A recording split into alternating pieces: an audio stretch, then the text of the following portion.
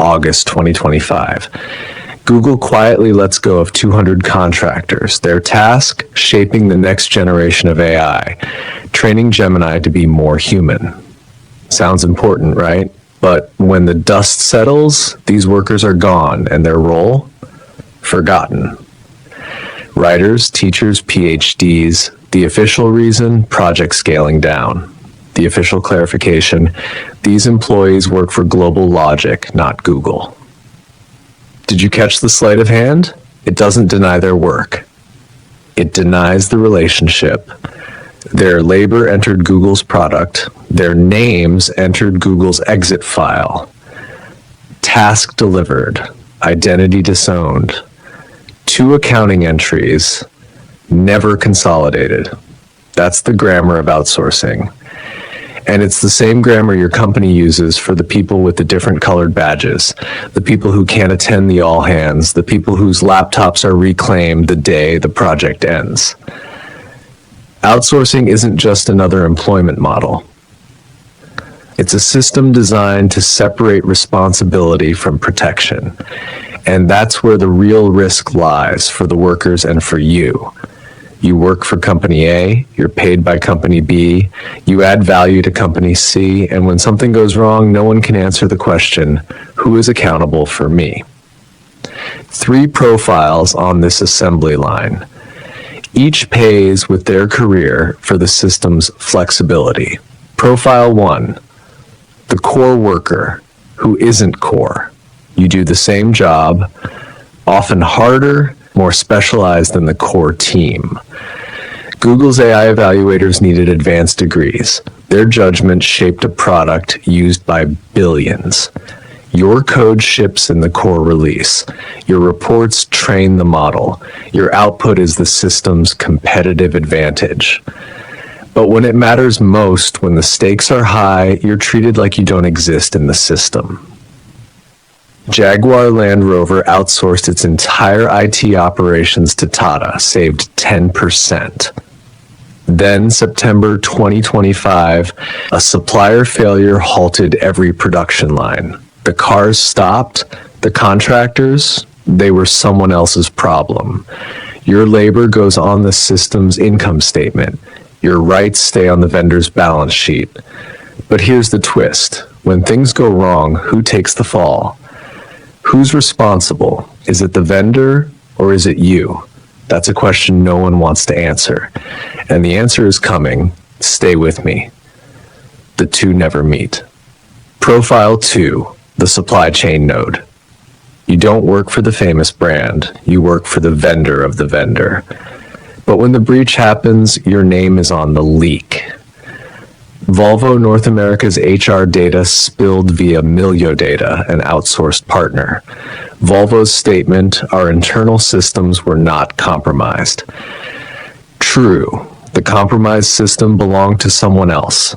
The system uses your legal separateness as its personal firewall. You burn, the core stays cool.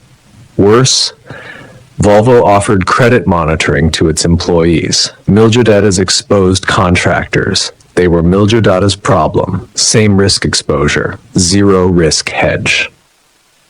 Profile 3, the legal ghost. Miss Pasqua in the Philippines, remote for a Brisbane law firm. $18 an hour, below Australia's minimum wage. Her contract says independent contractor. Her daily life says employee, set hours, supervision, company equipment. When she asks for entitlements, the firm answers, "You're not our employee." She must first prove she's an employee, a legal battle that can take years.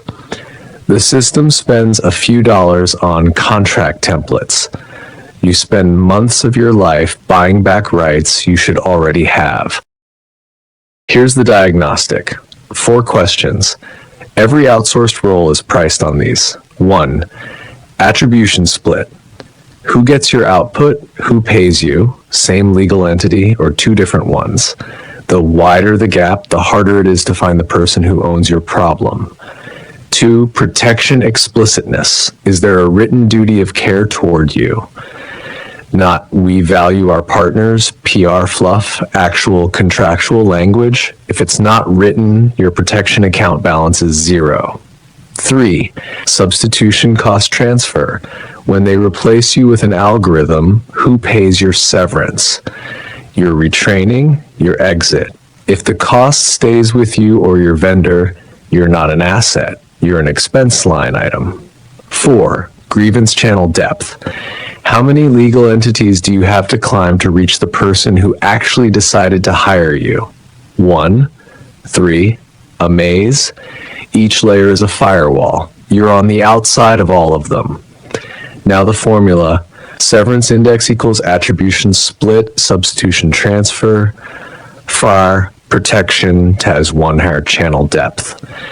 If it's over 1.0, you're in the high fragility zone. The system can cut you loose anytime for any reason and pay nothing beyond the last invoice. This is not mismanagement. This is calibration. You are exactly as fragile as the system needs you to be. But is that fragility really just a byproduct of the system's design? Or is it intentional? What if I told you the system doesn't just want you fragile, it wants you invisible? We'll explore that in a moment. Here's the ancient insight. Stripped of the robes. The system only protects what it can control.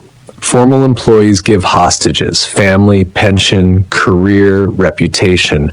They're bound by salary, bound by networks, bound by the fear of losing what they've accumulated.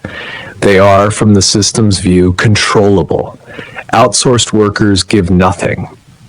Your family isn't in the system's reach. Your main income isn't from them. Your career doesn't depend on their evaluation. You are, from the system's view, uncontrollable free agents. So the system pays you strictly for the labor you deliver this hour, this day, this contract. No premium for loyalty. No premium for protection. That's not stinginess. That's cost accounting. The ancient metaphor: 2 master charioteers, each holding 1 rein. The carriage doesn't move 10 paces. Shared control is no control. Outsourcing is the same chariot. The client holds the authority, the vendor holds the liability, and you hold both reins but neither seat. When the carriage crashes, the client points at the vendor points at the contract, and you're the one under the wheels. Volvo's breach, JLR's shutdown, Google's quiet mass exit, these are not failures of management. They are successful deployments of responsibility isolation, the core untouched. The crisis terminated at the contractor. The cost allocated to a line item called other operating expenses. You are not fragile because the system overlooked you. You are fragile because the system calculated, and the calculation said, protecting you is more expensive than not protecting you. So what do you actually do? If you're in the high fragility zone, stop measuring yourself by when will I go perm. You're not waiting for adoption. You're leasing capacity. Shift the question from can I stay to is the rental price fair? Google's AI evaluators have master's degrees. Their work touches billions of users. Their rate shouldn't be market rate for contractors. It should be scarcity price for the capability they lease. If you're in a core outsourced role, build a contribution archive, not attendance logs, evidence. Which release has your code? Which model improved because of your evaluation? Which outage did you prevent? This archive isn't for your current client, it's for your next negotiation. JLR's contractors didn't get medals for fixing the line, but JLR Core Ops experience still sells on the open market. If you're in a cross-border arrangement, audit your jurisdiction. Miss Pasqua's case teaches one thing. Where you actually sit can override what the contract says. Do you know which country's labor law applies to your work? Do you know how to invoke it? This isn't litigation advice. It's knowing what cards you actually hold. And one immediate exercise, the 2-circle test. Draw 2 circles. Left circle, who tells you what to do, reviews your work, decides if you stay or go. Right circle, who signs your paycheck, pays your taxes, gives you the exit letter. Now ask, how many legal layers between left and right? How many formal conversations about you between them last year? If right circle vanished tomorrow, would left circle hire you directly? If not, why? This isn't about quitting or suing. It's about seeing your own coordinates on the system's risk map. You can't change the architecture of outsourcing, but you can stop lying to yourself that this is a temporary stop.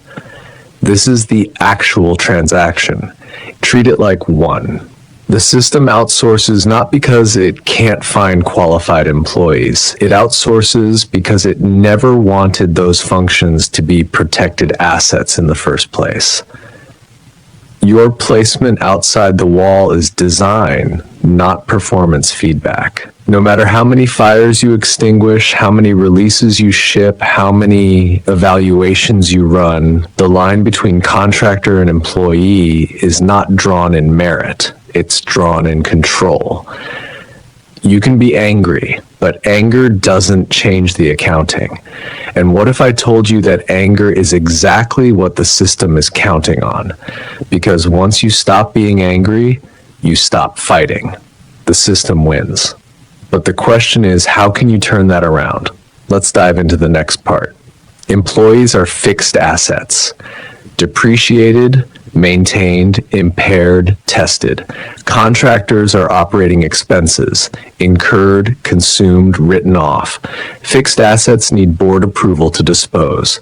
Operating expenses just need a manager's signature. That's not cruelty. That's the ledger.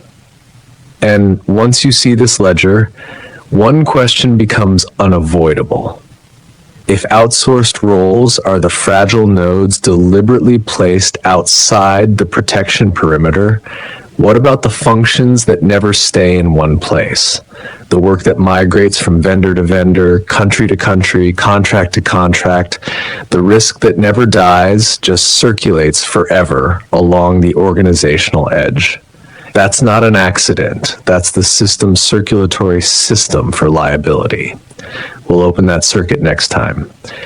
L3-48, how risk circulates along the organizational periphery.